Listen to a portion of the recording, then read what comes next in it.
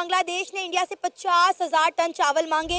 India ने वो चावल बांग्लादेश तो नहीं भिजवाए, लेकिन अफ्रीका के कई शहरों को इंडिया ने 1,000 टन चावल फ्री में दे दिए। लेकिन अब बॉर्डर पर इंडिया की सब्जियां पड़ी पड़ी ट्रक्स में गल गई, लेकिन इन्होंने वो सब्जियां बांग्लादेश नहीं भिजवाई। लेकिन क्योंकि और जिस तरह से दंगे वहां पर रिकॉर्ड किए उससे तो पूरी दुनिया वाकिफ है, लेकिन अब बात की जा रही है 1.5 करोड़ हिंदू जो कि इस वक्त 1971 की अगर बात करें तो जब बांग्लादेश को जरूरत थी तो इंडियन आर्मी, इंडियन एयरफोर्स वहां पर पहुंची और उनके कहने के मुताबिक उन्होंने बांग्लादेश को बहुत सपोर्ट किया। दिनों में बांग्लादेश क्रिएट कर सकते हैं तो 3 दिनों में डिसमेंबर भी कर सकते हैं, क्योंकि बांग्लादेश के एक शख्स हैं नाहिदुल इस्लाम, उन्होंने ये कहा है। बांग्लादेश ने आज एक बहुत बड़ी खबर बनाई है कि वहां उन्होंने हसीना वाजिद को एक्स्ट्राडाइट करने के लिए अपना एक सफारती मरासला जो है वो भारत के हवाले कर दिया है। इसमें जो है महंगाई हद से ज्यादा बढ़ चुकी है, वहाँ पे फूड क्राइसिस बहुत ज्यादा बढ़ चुके हैं, तो उन्होंने तर्स खा के इनके लिए चावल भिजवा दिए कि कहीं ये लोग भूख से ही ना मर जाएं। भी कोई ना कोई ऐसी चीज जरूर होगी जिसकी वजह से उन्होंने इनकी हेल्प की है। दूसरी बात ये कि जो माइनॉरिटी की बात होती है ना, जो हिंदुओं को वहाँ टारगेट किया जाता है, सिर्फ हिंदू की बात नहीं है, क्रिश्चियन हो, जितने भी माइनॉरिटीज़ हो, हमारे इस्लाम जो है ना वो इसकी इजाज़त नहीं देता कि आप किसी कि जी बांग्लादेश अपनी टेरिटरी, अपना इन्फ्लुएंस अपने नेबरिंग रीजन में फैलाना चाहता है, और क्योंकि there is a significant Bengali speaking population है। अगर वो हसीना वाजिद को बांग्लादेश के हवाले करते हैं तो फिर अल्टीमेटली जाहिर है फ्यूचर के अंदर कोई भी भारतीय एतबार नहीं करेगा के केसेस का जब सामना करेंगी वो ढाका के अंदर, तो उनके बचने के चांसेस नहीं हैं। और अगर वो बांग्लादेश के हवाले नहीं करते तो फिर बांग्लादेश के साथ रिलेशनशिप कहाँ जाएंगे।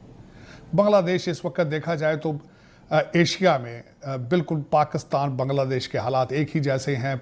हेलो दोस्तों, आप सभी का स्वागत है आपके अपने यूट्यूब चैनल केसी स्पेशल न्यूज़ में। तो दोस्तों, भारत और बांग्लादेश में लगातार बढ़ती तलख्खी के बाद भी व्यापार जारी है। जी हाँ दोस्तों, आपने सही सुना, बांग्लादेश की सरकार ने भारत से चावल इंपोर्ट करना शुरू कर दिया है। बांग्लादेश ने भारत से 2 लाख टन चावल खरीदने का फैसला किया है, जो कि दोस्तों शुक्रवार को 27,000 टन चावल की पहली खेप बांग्लादेश के चटगांव में पहुंच गई है। और दोस्तों, जैसा कि आपने देखा, हिंदुओं और मंदिरों पर हो रहे हमले के बीच बांग्लादेश की सरकार ने भारत से चावल का आयात शुरू कर दिया है। बांग्लादेश और भारत के बीच रिश्ते भले ही अपने सबसे बुरे दौरे से गुजर रहे हैं। जैसा कि दोस्तों आप लोगों को पता होगा कि जब बांग्लादेश को किसी भी चीज़ की ज़रूरत होती है तो भारत ही है जो उसकी ज़रूरतों को पूरी करता है। इसलिए बांग्लादेश को अपनी औकात नहीं भूलना चाहिए, क्योंकि बांग्लादेश की सरकार चाहे कितने ही तेवर दिखा ले, लेकिन उसे अच्छी तरह मालूम है कि भारत की मदद के बिना उनके मुल्क का गुजारा मुश्किल है। भारत नमक, तेल, मसाले से लेकर न्यूक्लियर रिएक्टर तक अपने पड़ोसी मुल्क को निर्यात करता है। जैसे कि दोस्तों, अगर भारत मुंह फेर ले तो बांग्लादेश का दाना पानी तक मुश्किल हो सकता है। इसलिए दोस्तों, भारत बांग्लादेश को बिना हथियार के 4 महीने के अंदर ही बर्बाद कर सकता है। इसलिए दोस्तों, बांग्लादेश को यह समझ लेना चाहिए कि भारत से पंगा लेना उसे बहुत भारी पड़ सकता है। तो दोस्तों, आगे चलकर वीडियो में देख लेते हैं पाक मीडिया का रिएक्शन क्या था। तो दोस्तों, आगे चलकर पूरा वीडियो देखना, मज़ा ज़रूर आएगा। अगर आप चैनल में पहली बार आए हैं तो चैनल को सब्सक्राइब करें, और दोस्तों वीडियो को लाइक करें, शेयर करें, और कमेंट में अपना राय लिख कर ज़रूर शेयर करना दोस्तों। जब तक के लिए जय हिंद, जय भारत। इंडिया के बॉर्डर पर ड्रोन उड़ा रहा है और पूरी दुनिया को बज़ाहिर ये दिखा रहा है कि भाई हम तो इंडिया से नहीं डरते, लेकिन पर्दे के पीछे पिछले दिनों बांग्लादेश ने इंडिया से 50,000 टन चावल मांगे। इंडिया ने वो चावल बांग्लादेश तो नहीं भिजवाए, लेकिन अफ्रीका के कई शहरों को इंडिया ने 1,000 टन चावल फ्री में दे दिए। लेकिन अब ये बहुत बड़ी खबर निकलकर सामने आई है कि बांग्लादेश में फूड क्राइसिस हद से ज़्यादा बढ़ चुके हैं। महंगाई जो है वो आसमानों को छू रही है और लोग जो है वो वहाँ पे भूख और अफलास से मर रहे हैं। लिहाजा इंडिया के दिल में पता नहीं क्या बात आई है कि इंडिया ने बांग्लादेश को 25,000 टन चावल भिजवाए हैं। जी हाँ, आप बिल्कुल ठीक सुन रहे हैं। कितने सारे तनाज़ात के बाद, इतने सारी लड़ाई झगड़ों के बावजूद इंडिया ने 25,000 टन चावल जो है वो बांग्लादेश भिजवाए हैं। फ्री में भिजवाई है, मतलब अफ्रीकन कंट्री से भी इंडिया ने पैसे नहीं लिए, उन्हें फ्री में भिजवाई हैं। बांग्लादेश के पिछले दिनों जब इंडिया के साथ मामला खराब थे, जो कि अभी भी हैं, बॉर्डर पर इंडिया की सब्जियां पड़ी पड़ी ट्रक्स में गल गई, लेकिन इन्होंने वो सब्जियां बांग्लादेश नहीं भिजवाई। लेकिन क्योंकि अब बांग्लादेश में जो है महंगाई हद से ज़्यादा बढ़ चुकी है, वहाँ पे फूड क्राइसिस बहुत ज़्यादा बढ़ चुके हैं, तो उन्होंने तर्स खा के इनके लिए चावल भिजवा दिए कि कहीं ये लोग भूख से ही ना मर जाएं। हाँ, ये तो जैसा कि मैंने पहले कहा ना कि ये एक अच्छा कदम है उनका, हमें उनकी तारीफ करनी चाहिए कि उन्होंने एक मुल्क, एक लोगों की जो है ना हेल्प की है, लोगों की हेल्प की है। उन्होंने ये नहीं देखा कि वहाँ मुसलमान है, हिंदू है, कुछ भी है। जब इंसान भूखा होता है ना, उसका कोई मजहब नहीं होता, उसको सिर्फ खाने को मिलना चाहिए। और दूसरी तरफ आप देखें, मेरा ख्याल है अगर उन्होंने इनकी ये जो हेल्प की है, इसके पीछे भी कोई ना कोई ऐसी चीज़ ज़रूर होगी जिसकी वजह से उन्होंने इनकी हेल्प की है, क्योंकि वो जानते हैं कि आगे इन्हीं ही की हुकूमत है और हमने इनके साथ अपने मामला ठीक रखने हैं।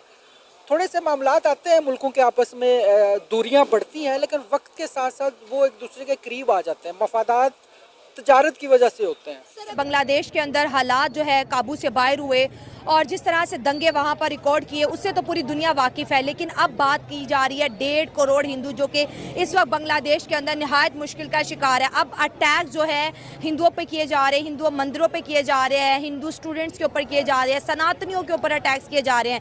1971 की अगर बात करें तो जब बांग्लादेश को ज़रूरत थी तो इंडियन आर्मी, इंडियन एयरफोर्स वहाँ पर पहुँची और उनके कहने के मुताबिक उन्होंने बांग्लादेश को बहुत सपोर्ट किया। बिल्कुल जा सकते हैं इंडिया के फेवर में हालात, क्योंकि अभी वहाँ कोई ना गवर्नमेंट बनी है, स्टूडेंट निकले जज्बे में है, उसके जज्बे का गलत यूज़ भी हो सकता है। दूसरी बात यह कि जो माइनॉरिटी की बात होती है ना, जो हिंदुओं को वहाँ टारगेट किया जाता है, सिर्फ हिंदू की बात नहीं है, क्रिश्चियन हो, जितने भी माइनॉरिटीज़ हो, हमारे इस्लाम जो है ना वो इसकी इजाज़त नहीं देता कि आप किसी मज़हब को आप बुरा कहो। या लेकिन ये करने वाले तो खुद को मुसलमान ही बता रहे हैं ना। ये जो कर रहे हैं ना, ये बहुत गलत कर रहे हैं। लेकिन इसको करने वाले जो इनके जज्बे को यूज़ कर रहे हैं, कोई अब अवाम तो जज्बे में है, इसके जज्बे को एक और रंग दे रहे हैं, इसको और जज्बे में ला रहे हैं। वो जो यूथ है ना, वो तो निकली है जज्बे में है, हुकूमत गिरा दी।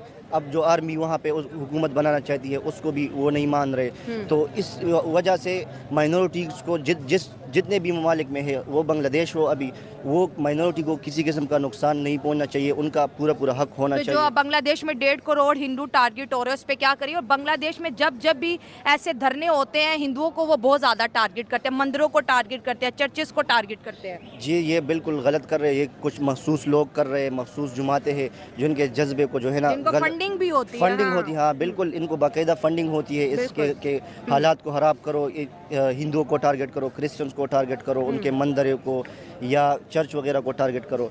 तो ये चीज़ें नहीं होनी चाहिए। वहाँ लोगों को चाहिए कि हिंदू जो है ना, वो मतलब यहाँ बात इंसानों की है, मुसलमानों की नहीं है। और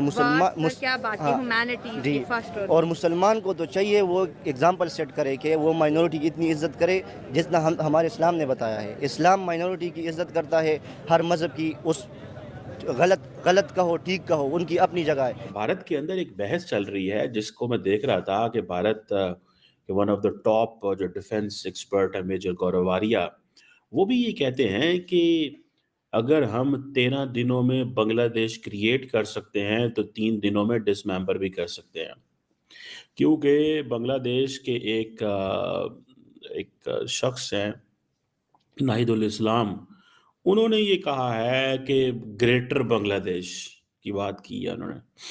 ठीक है जी, टेक्निकली जो ग्रेटर बांग्लादेश है, अगर इसको देखा जाए तो ये एक speculative and controversial geopolitical concept है। ठीक है जी, कि जी बांग्लादेश अपनी टेरिटरी, अपना इन्फ्लुएंस अपने नेबरिंग रीजन में फैलाना चाहता है, और क्योंकि there is a significant Bengali speaking population है इंडिया के अंदर, वेस्ट बंगाल, असम के अंदर और नॉर्दर्न स्टेट्स के अंदर, तो हमें अपने आप को एक्सपैंड करना चाहिए। This is what they are saying. अच्छा, ये चीज जो है, जारी बात है, this is something very technical. ये आइडिया जो है वो बांग्लादेश की ऑफिशियल पॉलिसी नहीं है। ठीक है जी, पॉलिटिकल कमेंटेटर्स, समटाइम्स ग्रुप्स जो होते हैं, कॉन्स्पिरेसी थेरिस्ट, ये इस तरह की बातें करते हैं, लेकिन दिस आइडिया डज एग्जिस्ट। खसूस बांग्लादेश ने आज एक बहुत बड़ी खबर बनाई है कि वहां उन्होंने हसीना वाजिद को एक्स्ट्राडाइट करने के लिए अपना एक सफारती मरासला जो है वो भारत के हवाले कर दिया है। टाइमिंग बड़ी सेंसिटिव है। अभी 2 हफ्ते पहले भारत के फॉरेन सेक्रेटरी दौरा करके आए थे बांग्लादेश, और वहां पे भी इस पे बात हुई थी। लेकिन अब इंडिया जो है, भारत को उन्होंने एक बड़े मुश्किल इम्तिहान में डाल दिया है। वो इस तरीके से कि अगर वो हसीना वाजिद को बांग्लादेश के हवाले करते हैं तो फिर अल्टीमेटली जाहिर है फ्यूचर के अंदर कोई भी भारतीय एतबार नहीं करेगा, भारत के साथ चल नहीं पाएगा।